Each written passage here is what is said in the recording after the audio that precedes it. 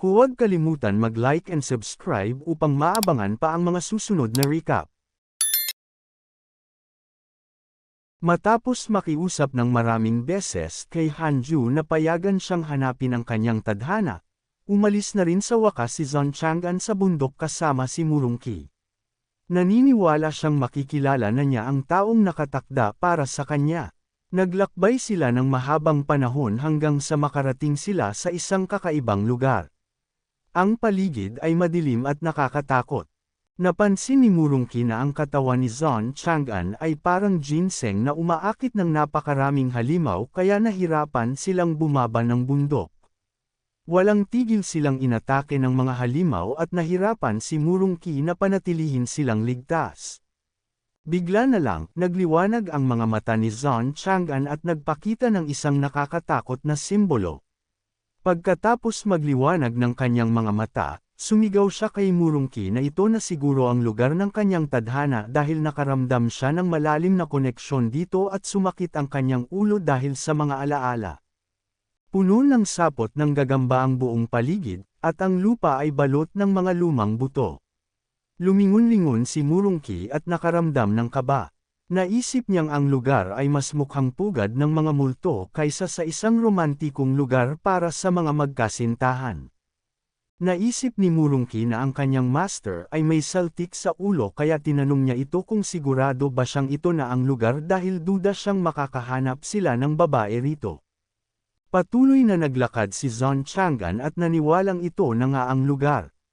Nagduda si Murongqi at nagbabala na baka may panganib sa paligid. Tama siya sa kanyang kaba dahil may mga naglalakihang makamandag na gagamba na gumagapang sa paligid. Bawat gagamba ay kasing laki ng sandbag. Naisip ni Murongqi na hindi talaga ito lugar para sa mga tao, pero hindi niya pwedeng iwan ang kanyang master kahit bobo siya. Patuloy na pinakiramdaman ni Zhang Chang'an ang kanyang ilong at kinumpirma na nararamdaman niyang palapit na ang taong hinahanap niya. Walang ano-ano. Sinabi ni Zhang Chang'an na nasa likuran lang nila ang babae.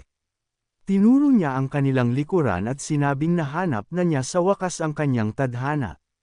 Nagulat si Murongqi na may mga tao pala sa malungkot na lugar na ito, kaya lumingon siya para tingnan kung ano ang itinuturo ng kanyang master.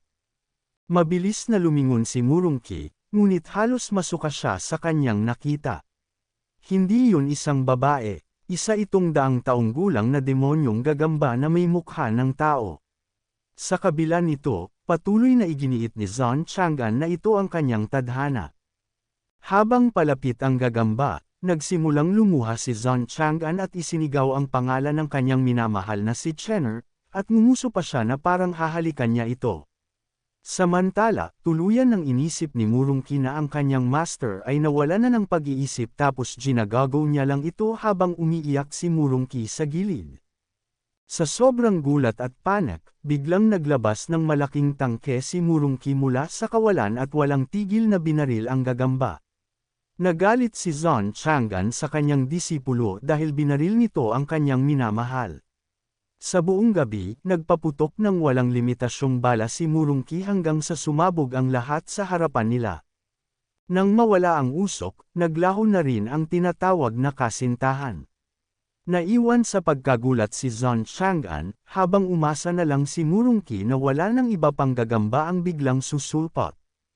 Sa kabilang banda, nakatanggap si Hanju ng balita mula sa sistema. Sinasabi nito na ang kanyang mga disipulo ay humarap sa matitinding kalaban at nakamit ang malalaking tagumpay. Ang kanyang grand disciple na si Murongqi ay nakatiis ng napakaraming 24,211 na atake mula sa mga halimaw. Si Zhang Chang'an naman ay lumaban sa 9,842 na atake.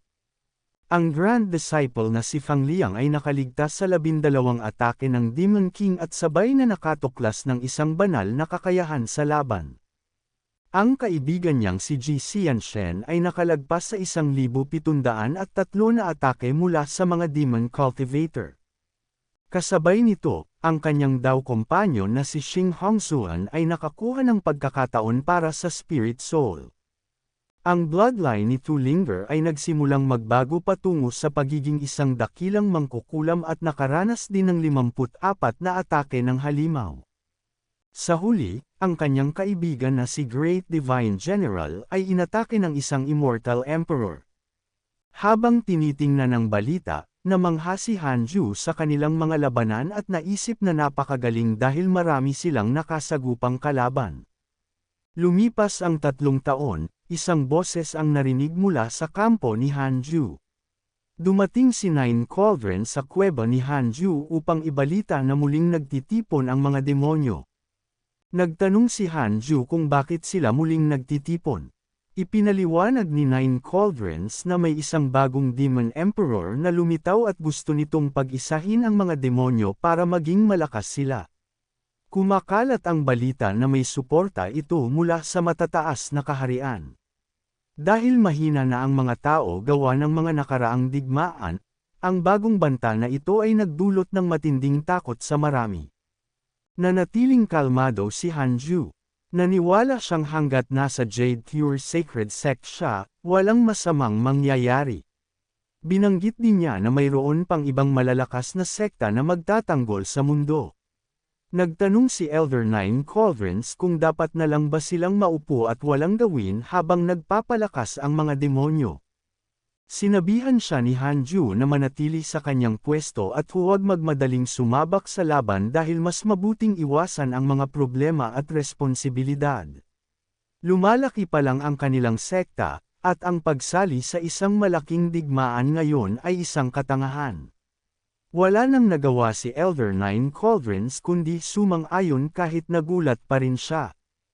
Pagkatapos ng kanilang pag-uusap, nagmamadaling umalis si Elder Nine Cauldrons upang ipaalam ang balita sa ibang miyembro ng sekta.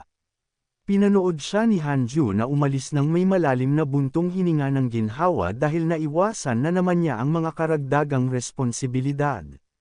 Pagkatapos ay tinuon niya ang kanyang pansin sa susunod na taong magsasabi ng problema sa kanya. Kasunod nito, nilapitan ni Tullinger si Hanju dala ang isang problema. Nasa likuran niya si Dao Comprehension Sword na umiinom ng boba at baka sa mukha ni Hanju ang inis dahil may panibago na naman siyang problemang pakikinggan. Hinubad ni Tullinger ang kanyang damit upang ipakita ang kanyang mga benda at hiniling kay Hanju na tingnan ang kanyang katawan. Biglang naibuga ni Dao Comprehension Sword ang kanyang iniinom at sinigawan si Tullinger na itigil ang ginagawa nito. Ipinaliwanag ni Tullinger na pabalik siya mula sa isang misyon nang inatake siya ng isang halimaw, at hindi sinasadyang nagising ang isang kakaibang bagong kapangyarihan. Nais niyang ipasuri sa kanyang master kung mayroon siyang natatagong bloodline. Nina si Dao Comprehension Sword dahil masyadong nagpapakita ng balat si Tullinger sa kanilang master. Ipinagpatuloy ni Tullinger ang pagpapakita ng mga tato sa kanyang mga binti at ipinaliwanag na bago ang atake, mayroon lamang siyang ordinaryong talento. Ngunit ngayon, may mga mahiwagang marka na lumitaw sa kanyang mga binti, at mabilis na lumakas ang kanyang pisikal na katawan. Inamin ni Tullinger na nahanap niya itong kakaiba at nakakahiya. Habang sinasabi niya ito, patuloy na tinitingnan ni Dao Comprehension Sword ang kanyang binti. Seryosong tiningnan ni Hanju si Tullinger. Sinabi ni Hanju sa kanya na hindi pangkaraniwan ang kanyang sitwasyon at dapat niya itong ilihim. Kung malaman ito ng iba, maaari siyang pagtugisin dahil sa kanyang kapangyarihan. Nang aminin ni Hanju na alam na niya ito simula pa lang, tumili si Tullinger at tinakpan ang sarili, at nagtanong kung bakit hindi ito binanggit ni Hanju noong nagsimulang lumitaw ang mga marka. Habang tumitili si Tullinger kay Hanju, patuloy na tinatakpan ni Dao Comprehension Sword si Tullinger at sinabi sa kanya na naunawaan na ng kanilang master ang tatlong mundo at nasa pinakamataas na antas na kilala ng tao, kaya walang imposibleng hindi alam ng kanilang master na may pambihirang talento si Tullinger. Ipinaliwanag pa niya na hinding-hindi tatanggapin ni Hanju si Tullinger sa kanilang sekta kung wala itong kakayahan. Tiningnan sila ni Hanju, nagpanggap at ipinakita muli ang kanyang seryosong mukha. Ipinaliwanag niya na nakita niya ang talento ni Tullinger at kinuha siya bilang isang exception at wala ng iba, at sinabihan itong huwag intindihin ng mali ang sitwasyon. Sa kabila nito, halata namang hindi niya talaga alam kung ano ang nangyayari. Pagkatapos magbihis, agad na lumuhod si Tullinger sa lapag at humingi ng tawad kay Hanju para sa kanyang mga pagkakamali. Inamin niya na mali siya sa simula pa lang. Habang nakaluhod, ipinaliwanag pa niya na umalis siya sa Heavenly Immortal Manor at binayaran ang lahat ng pabor at kahihinatnan ng kanyang pag-alis. Nagulat si Hanju sa balita at nagtanong kung bakit siya pinayagang umalis ng ganoon kadali dahil mahirap lisanin ang Heavenly Immortal Manor. Ipinaliwanag naman ni Tullinger na ang atensyon ng lahat ay nakatuon sa isa pang henyo na nagngangalang Ji Xianshen, kaya hindi na nila pinahirapan pa ang kanyang pag-alis. Naunawaan ni Hanju ang sitwasyon at nasabing hindi na ito nakakagulat dahil hindi may kukumpara ang mga ordinaryong henyo sa lakas at kapangyarihan ni Ji Xianshen. Medyo nasaktan si Tullinger nang marinig ito at nanatili na lang tahimik dahil alam niyang ito ang totoo. Ang pambihirang paglakas ni Ji Xianshen ay nagdulot ng matinding kaba at presyon sa iba pang mga henyo sa Heavenly Immortal Manor. Ang lahat ng yaman at atensyon ay napunta sa kanya. Maraming disipulo ang nakalimutan, kaya naging madali para kay Tullinger ang umalis. Samantala, hawak ni Ji Xianshen ang mga mahahalagang sangkap na aabutin ng maraming taon bago mahanap ng sinuman. Ngunit ang iniisip lamang niya ay kung paano lutuin ang 9 mythical blood ginseng at ang 8 profound golden peel. Patuloy na nag-isip ng malalim si Tullinger at naalala na kahit lumaki siya sa Heavenly Immortal Manor, hindi sila malapit ng kanyang master at wala rin siyang matalik na kaibigan, kaya walang pumihil sa kanya na umalis. Nakakalungkot ito, pero sa mundong iyon, ang pagkawala ng isang disipulo ay nangangahulugan ng bawas sa mga kailangang pakainin. Naramdaman ni Hanju ang emosyon ni Tullinger kaya malumanay niya itong sinabihan na tumigil na sa pag-aalala at magtuon na lang sa kanyang pagsasanay. Sinabi niya na ang bago nitong tahanan, ang Mount Cultivate Diligently Become Immortal, ay magbibigay ng lahat ng kanyang kailangan. Habang kinakausap siya, naglakad si Hanju lampas sa kanya at sinabing ang kasikatan ni Ji Xianshen ay nagiging dahilan para maging abala ito, at ito na ang pagkakataon ni Tullinger na magtrabaho ng tahimik para balang araw ay malampasan siya. Sa loob-loob niya, naniniwala siyang baka mas higit pa ang kapangyarihan ni Tullinger kaysa kay Ji Xianshen. Nagulat si Tullinger sa mga mabubuting salita ng kanyang master dahil wala namang naging mabait sa kanya simula pa noong bata siya.